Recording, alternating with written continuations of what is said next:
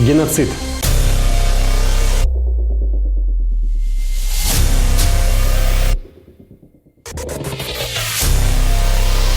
Аяусыз қанды қырғын. Гуманитарлық апат. Соңғы 1,5 жылда бүкіл адамзат Палестинада осыны көріп, қайғыдан түңіліп келеді. 80 жыл бұрын геноцидтің құрбаны болған халық енді өзі геноцид жасап келеді. Неліктен арабтар мен еврейлер әлі күнге дейін қақтығысып келеді? Қалайша Иерусалим мұсылмандар мен еврейлерге ортақ қасиетті жерге айналды? Және ең бастысы, Палестина кімдікі? Бүгін осы сұрақтарға жауап береміз. Армысыздар, бұл Friday Time арнасы, менің есімім Тілеухан Шыңғысханұлы. Бұл арнада тарих арқылы бүгінгі күнімізді түсіндіреміз. 2023 жылдың 7 қазанында Палестина мен Израильдің арасындағы қақтығыстың келесі кезеңі басталды. Әдетте бұл жанжал 1948 жылы, яғни Израиль мемлекеті пайда болған кезінен басталған деп айтады. Бірақ бұл айсбергтің шыңы ғана. Мәселені толық түсіну үшін бір ғасырға емес, бірнеше мың жылға кері оралу керек. Шамамен біздің дәуірімізге дейін 14-13 ғасырларда әйгілі Мұса пайғамбар Бану Израильді, яғни 12 ата еврей қауымын Фирғауынның бодандығынан құтқарып, Мысырдан Қызыл теңіз арқылы Синай түбегіне көшіреді. Мұсаның мақсаты өз қауымын құтқарған Байтул-Мақдис, яғни Палестина жерімен қоса Иерусалимді басып алу. Бірақ ондаған жылдар бойы Фирғауынның құлы болған еврей қауымы ол кезде соғысуға қауқарсыз болады. Сол себепті соғысалатын жаңа еркін әрі қайратты буынды тәрбиелеп шығару үшін Мұса пайғамбар халқымен 40 жыл бойы шөл даланы кезіп жүреді. 40 жыл сандалу кезеңі бітер кезде Мұса пайғамбар қайтыс болып, Иша ибн Нун немесе Исус Навин деген жас жігіт еврей қауымын басқарып, әскер бастап, Иерусалимді басып алып, алғашқы яһуди мемлекетін құрады. Әрі патша, әрі пайғамбар болған Дауд және оның ұлы Сүлейменнің кезінде яһудилер елі өркендесе, бірнеше ғасыр өткен соң бұл мемлекет екіге бөлініп, әлсіреп, көршілердің шабуылына ұшырайды. Осылайша яһудилер Ассирияның, сосын Вавилонның, одан кейін парсылар мен македониялық Александрдың қудалануымен отарында болады. Ал біздің дәуірімізге таяу Иерусалимді жаулап алған Рим империясы бүлік шығара беретін еврейлерді бұл жерден қуып, сан тарапқа көшіріп жібереді. Осылайша еврейлер Африка мен Араб түбегінен бастап Азия мен Еуропаға тарап кетеді. Айтпақшы, дәл сол кезде осы жерге Филистин, яғни Палестина деген атау бекітіледі. Себебі ромдықтардың еврейлерге деген өшпенділігі соншалық, олардың атын мүлдем жойып тастау үшін біздің дәуірімізге дейін 12-11 ғасырларда бұл жерде мекендеген Филистин деген халықтың атымен атап кеткен. Ал 330 жылы Рим императоры Константин христиан дінін мемлекеттік дін ретінде бекіткенде Иерусалимде христиандардың қасиетті шіркеулері пайда болады. Базилика Рождества Христова және храм Гроба Господня. Бұны енді қазақша аудармай-ақ қояйын дедім. Ал 7 ғасырда Араб түбегінде Мұхаммед пайғамбармен бірге, Алланың оған игілігі мен сәлем болсын, ислам діні келіп, ислам мемлекеті халифат құрылады. Пайғамбардың сахабасы әрі екінші халиф Омар ибн аль-Хаттаб бүкіл Палестина жерімен 637 жылы Иерусалимді басып алады. Сол кезден мұсылман дәуірі басталып, исламның қасиетті мешіттері тұрғызыла бастайды. Жалпы мұсылмандардың үстемдік құрып отырған кезінде Иерусалимде және бүкіл халифатта тұратын мұсылмандар мен еврейлер бейбіт өмір сүріп келеді. Себебі ислам дінінде яһудилер мен христиандар кітап иелері деп аталып, олардың белгілі құқықтары мен міндеттері бекітілген.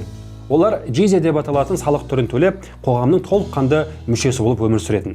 Тіпті керек десеңіз, орта ғасырларда қазіргі Испания жеріндегі болған мұсылмандардың мемлекеті Куртуба халифатында өмір сүрген еврейлер қаржы министрі, әскер басы, халифтің жеке дәрігері сынды маңызды қызметтерді атқарған. Палестинаның келесі тарих кезеңі еуропалықтардың крест жорықтары.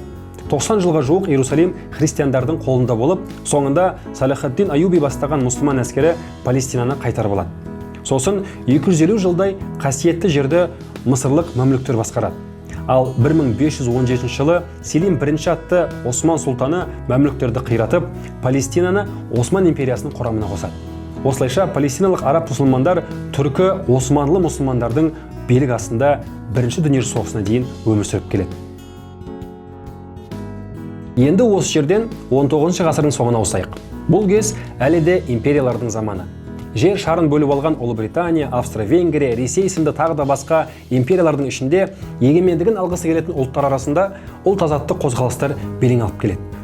Оған қоса 19 ғасырдың соңында антисемитизм, яғни еврейлерге қысым көрсетумен оларды қудалау күшейе бастайды. Осыған орай еврейлер ортасында біз ұлт ретінде кімбіз, қалай өмір сүруіміз керек деген сұрақтар жиі қойылып, қауіпсіз әрі жайлы өмірдің жолын іздей бастайды.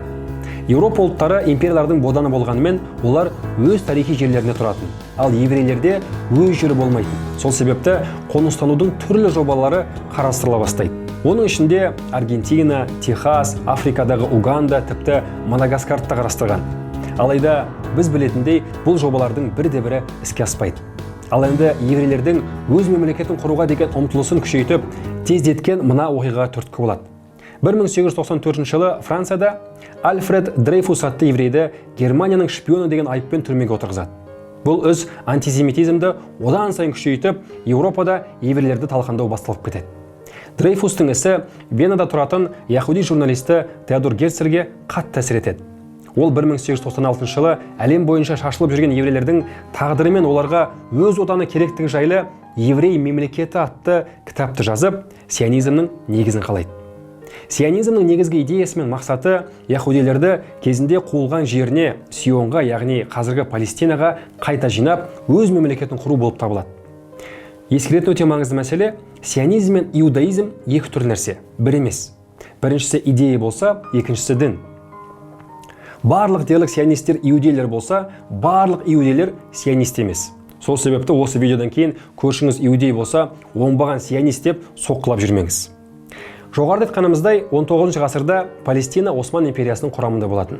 Соған қарамастан 1897 жылы швейцариялық Базель қаласында өткен алғашқы әлемдік сионистік конгресте еврейлердің жер-жұраққа, яғни Палестинаға оралудың бағдарламасы қабылданады. Мінекей, осы кезден бастап сионизм халықаралық аренада саяси күшке айнала бастайды. 1884 жылы жасалған халық санағына сәйкес Палестинада 400 мыңнан астам мұсылмандар, 40 мыңнан астам христиандар және 15 мыңға жуық еврейлер тұрған. Яғни сол заманда еврейлердің саны бұл жерде 3%-дан аспаған. Дегенмен, сионистердің бастауымен еврейлер жер-жұраққа көше бастайды.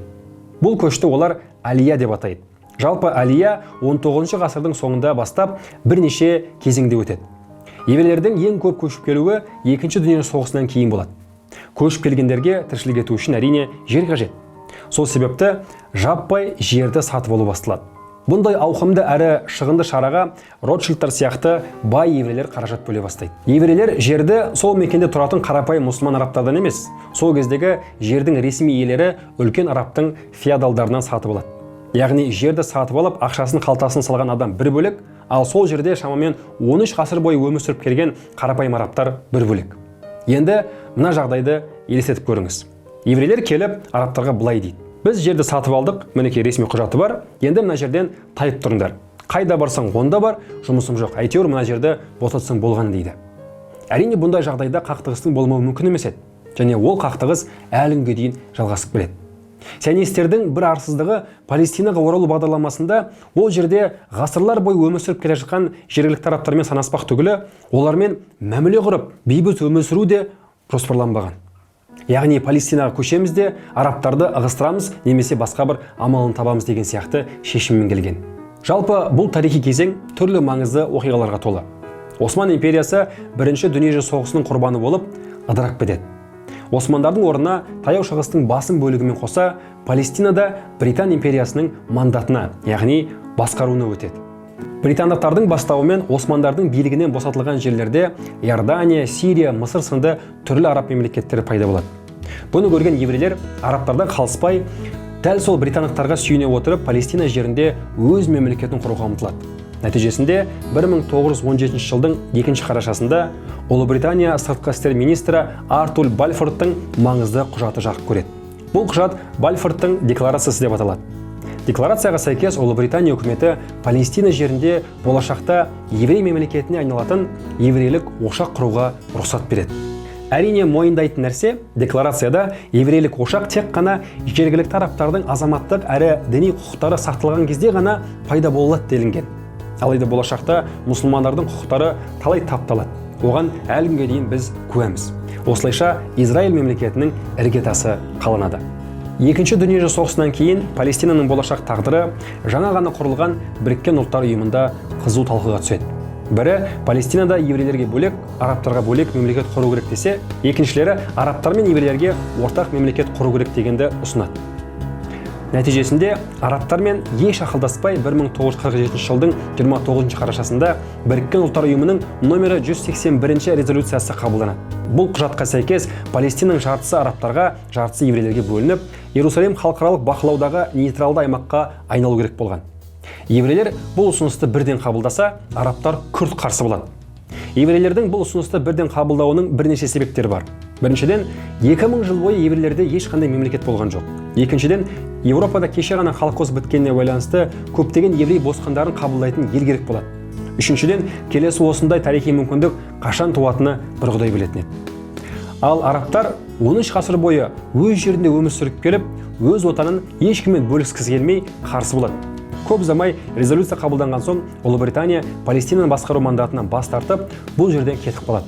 Мандаттың бітуіне бір күн қалғанда 1948 жылдың 14 мамырында Израильдің алғашқы премьер-министрі Давид Бен-Гурион еврейлердің мемлекеті Израильдің пайда болуын жариялайды.